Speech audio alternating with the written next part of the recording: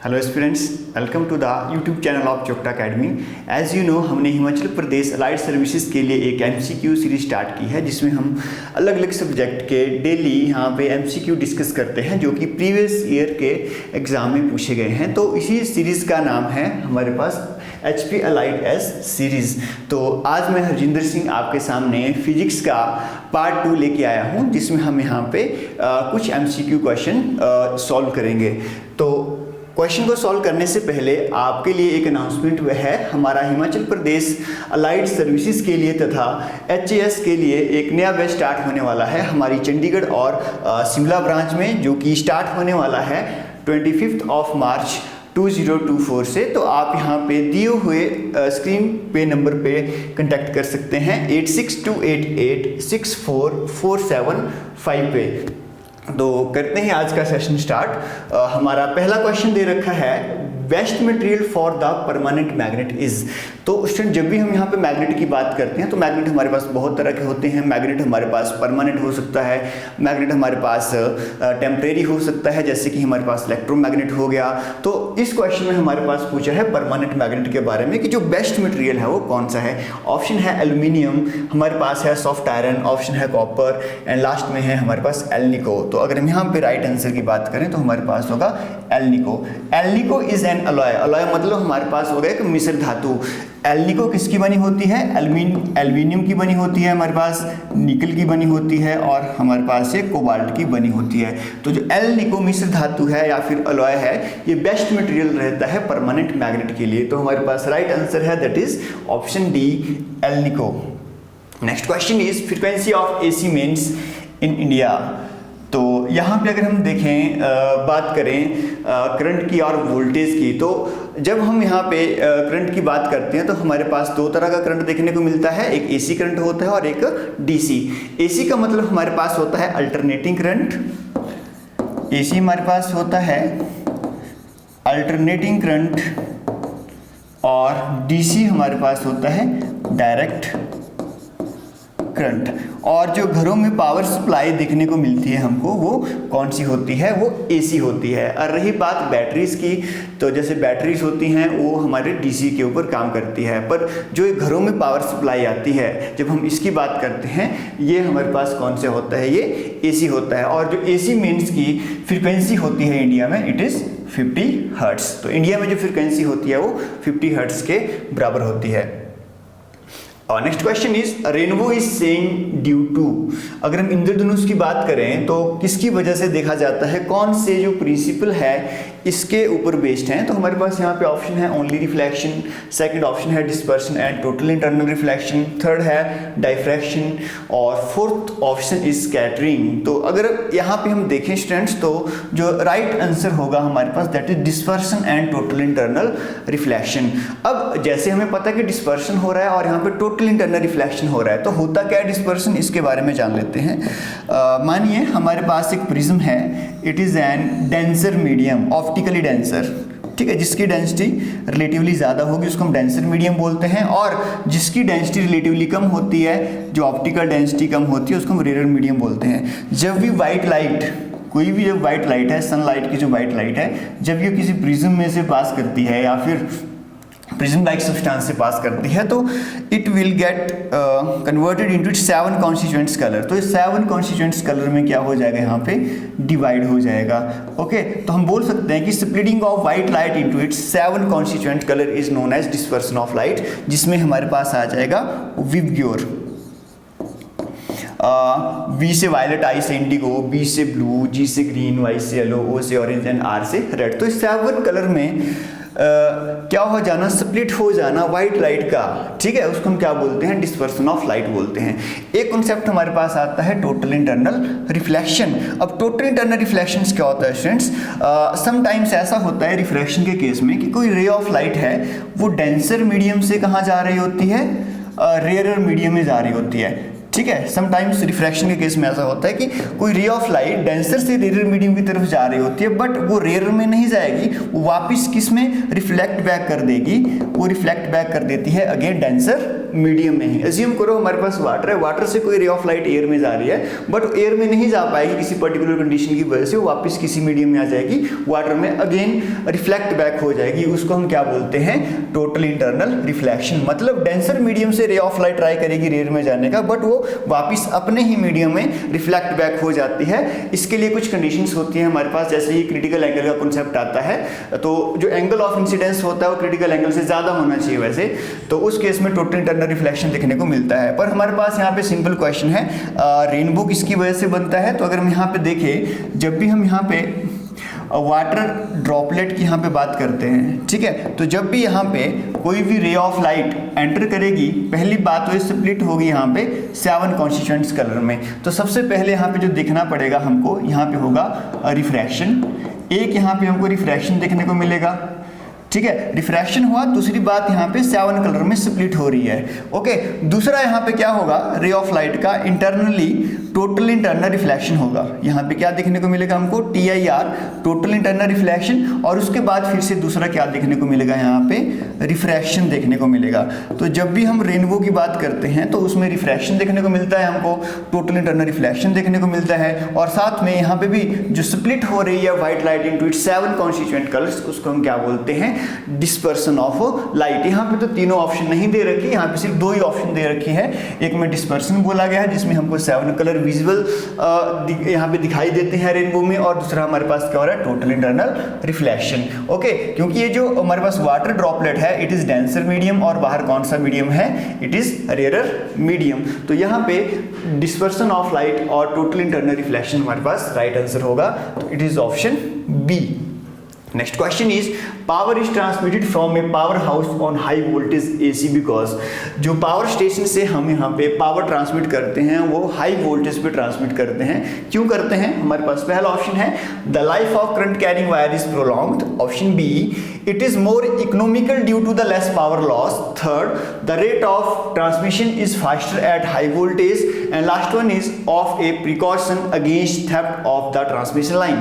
तो यहाँ पे अगर हम देखें तो हमारा जो राइट आंसर होगा that is option B, it is more economical due to the less power loss. तो स्टूडेंट जब भी हम यहाँ पे पावर ट्रांसमिट करते हैं तो उस केस में हम क्या करते हैं? हाई वोल्टेज एसी का यूज करते हैं, क्योंकि जब हाई वोल्टेज एसी का हम यूज करेंगे उस केस में हम बात करते हैं लेस करंट की, और हाई वोल्टेज एसी जो है उस केस में जो पावर लॉसेस होते हैं, हीट लॉसेस होते हैं, वो क्या होते हैं? कम होते हैं। तो इसलिए ज्यादा इकोनॉमिक भी हमारे पास रहता है। तो option B is the right answer, it is more economical due to the less power loss. Next question is medium frequency band stand for. पहला ऑप्शन है 300 kilohertz to 3000 kilohertz, option B 20 hertz to 20 kilohertz, option C 30 hertz to 300 kilohertz, और last में none of these. तो जब भी हम यहाँ पे फ्रीक्वेंसी बैंड की बात करते हैं स्टूडेंट्स, तो जो फ्रीक्वेंसी बैंड होते हैं फ्रीक्वेंसी रेंज होती है पर्टिकुलर। जैसे हम रेडियो कम्युनिकेशन की बात करते हैं, हम माइक्रोवेव की बात करते हैं, हम इंफ्रारेड की बात करते हैं, हम सैटेलाइट कम्युनिकेशन की बात करें, तो हर एक कम्युनिकेशन में, चाहे सैटेलाइट कम्युनिकेशन होगी, चाहे हमारा मोबाइल फ़ोन जो हम सिग्नल यूज़ करते हैं, चाहे जैसे एयरटेल हो गया, हमारे पास BSNL हो गया, वो हर एक पर्टिकुलर फ्रीक्वेंसी रेंज होती है, पर्टिकुलर फ्रीक्वेंसी बैंड होता है। तो वैसे ही हमारे पास यहाँ पे फ्रीक्वेंसी रेंज होती है जिसमें कोई पर्टिकुलर मोबाइल फ़ोन काम करेगा, सैटेलाइट काम करेगी, तो उस तरह से हम देखेंगे हमारे पास लो फ्रीक्वेंसी होती है, मीडियम फ्रीक्वेंसी होती है, हाई फ्रीक्वेंसी होती है, वेरी हाई फ्रीक्वेंसी होती है, अल्ट्रा हाई फ्रीक्वेंसी होती है, अलग अलग बैंड हमको देखने को मिलते हैं। उसी तरह हमारे पास जो मीडियम फ्रीक्वेंसी बैंड है उसकी जो रेंज होती है इट इज़ 300 किलोहर्ट्ज से लेके 3000 किलोहर्ट्ज। हम इसको ये भी बोल सकते हैं 300 किलोहर्ट्ज से लेके 3 मेगाहर्ट्ज, ये भी हम इसको बोल सकते हैं, क्योंकि 3000 किलोहर्ट्ज की जो वैल्यू है वो 3 मेगाहर्ट्ज के बराबर होती है। तो option is the right answer. Next question is the process of superimposing signal frequency on the carrier wave is known as.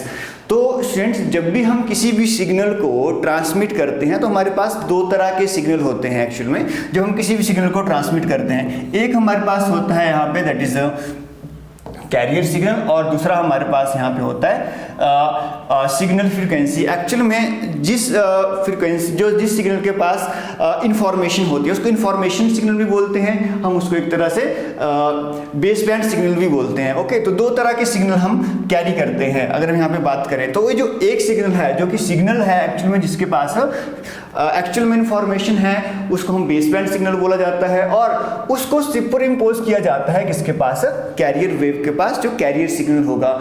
जो इंफॉर्मेशन सिग्नल होता है उसकी फ्रीक्वेंसी जनरली कम होती है तो उसको हम अकेले ट्रांसमिट नहीं कर पाते, ठीक है, तो उसके लिए हमको एक कैरियर की जरूरत पड़ती है। अज्यूम कीजिए हमको यहाँ से किसी दूसरे स्टेशन पे जाना है और हमारी फ्रीक्वेंसी इतनी ज़्यादा नहीं है, तो जैसे हम बस में जाते हैं, हम ट्रेन में जाते हैं, उसी तरह से ही सिग्नल जो हमारे पास होता है या फिर जो बेस बैंड या इंफॉर्मेशन सिग्नल होता है उसको ट्रांसमिट करने के लिए एक हाई फ्रीक्वेंसी सिग्नल की जरूरत पड़ती है, उसके ऊपर उसको सुपर इम्पोज किया जाता है। उसी को हम क्या बोलते हैं, यहाँ पे मॉड्यूलेशन बोलते हैं। तो जो मॉड्यूलेशन होती है वो जनरली तीन तरह की होती है। एक होती है हमारे पास एम्पलीट्यूड मॉड्यूलेशन, एक होती है फ्रीक्वेंसी मॉड्यूलेशन, और एक होती है फेज मॉड्यूलेशन, ठीक है। तो यहां पे जो हमारे पास राइट आंसर होगा that is modulation. The process of superimposing signal of frequency on carrier frequency is known as modulation, ठीक है। तो हमारे पास राइट आंसर रहेगा दैट इज ऑप्शन सी। और next question is one can not see through fog because, पहला option है fog absorb the light, option B light suffers total reflection at the droplets, option C refractive index of the fog is infinity, option D light is scattered by the droplets। तो जब भी हम यहाँ पे fog की बात करेंगे ना तो जो फॉग है उसमें क्या होगा, वहाँ पे टाइनी वाटर ड्रॉपलेट्स हमको देखने को मिलेगी। जैसे टाइनी वाटर ड्रॉपलेट्स के ऊपर रे ऑफ लाइट वहाँ पे क्या करेगी, इंसिडेंट करेगी, तो उस लाइट को क्या कर देगा, वो चारों तरफ को स्कैटर कर देगा, तो उसकी वजह से जो विजिबिलिटी है वो क्या हो जाती है, कम हो जाती है। तो इसलिए हमारे पास जो राइट ऑप्शन होगा that is option D, light is scattered by the droplets. इसलिए जो विजिबिलिटी होती है वो बहुत कम होती है फॉग के टाइम, इसलिए हम वहाँ पे किसका यूज़ करते हैं, फॉग लाइट्स का यूज़ करते हैं व्हीकल्स के लिए, ठीक है। और उसका जो कलर होता है फॉग लाइट्स का दैट इज येलो कलर, इसको भी आप यहाँ पे ध्यान में रखना। अब next question is energy in A current carrying coil is stored in the form of. तो यहाँ पे स्टूडेंट जब भी हम यहाँ पे किसी कॉइल की बात करें, कॉइल मतलब हमारे पास इंडक्टर, ठीक है, इंडक्टर हो गया, हमारे पास कॉइल होगी, हमारे पास सोलेनॉइड हो गया, जिनका यूज़ हम कहाँ करते हैं, इलेक्ट्रोमैग्नेट बनाने के लिए। जो घरों में बेल्स होती हैं वो जनरली इलेक्ट्रोमैग्नेट्स की बनी होती है, ठीक है। उसमें जो एनर्जी स्टोर होती है वो किसकी फॉर्म में स्टोर होती है, हमारे पास ये क्वेश्चन पूछा गया है।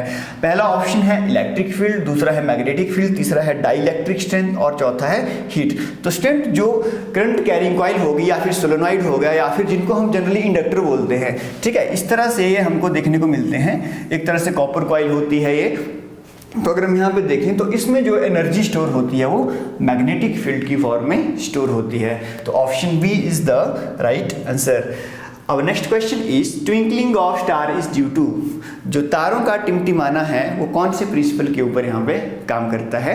ऑप्शन ए दे रखी है dispersion of light, option B refraction of light, option C scattering of light and option D internal reflection of light. तो स्टूडेंट एक चीज़ आपको ध्यान देना है, जब भी कोई भी स्टार से, मान के चलिए यहाँ पे हमारे पास कोई स्टार है, जब यहाँ से कोई भी रे अर्थ तक यहाँ तक पहुँचती है तो उसको नंबर ऑफ रिफ्रैक्शन से होते हुए गुजरना पड़ता है। रिफ्रैक्शन का मतलब क्या हुआ कि जब रे ऑफ लाइट एक मीडियम से दूसरे में जाती है जिनका रिफ्रैक्टिव इंडेक्स अलग अलग होता है, तो उस केस में जो लाइट की स्पीड है वो कम ज़्यादा हो सकती है, वो डिपेंड करता है मीडियम कैसा है। तो जब रे ऑफ लाइट एक मीडियम से दूसरे में पास करती है तो उसका जो पाथ है ना वो डाइवर्ट हो जाता है, मतलब लाइट क्या करना स्टार्ट कर देती है, बेंड करना स्टार्ट कर देती है। तो उसकी वजह से क्या होगा, जो actual position of source of light होगी वो हमें दिखाई नहीं देगी, ठीक है। उसकी अलावा हमको कौन सी पोजीशन दिखाई देगी, उसकी एपरेंट पोजीशन जो हमको अपीयर हो रही है। तो जैसे अगर हम यहाँ पे बात करें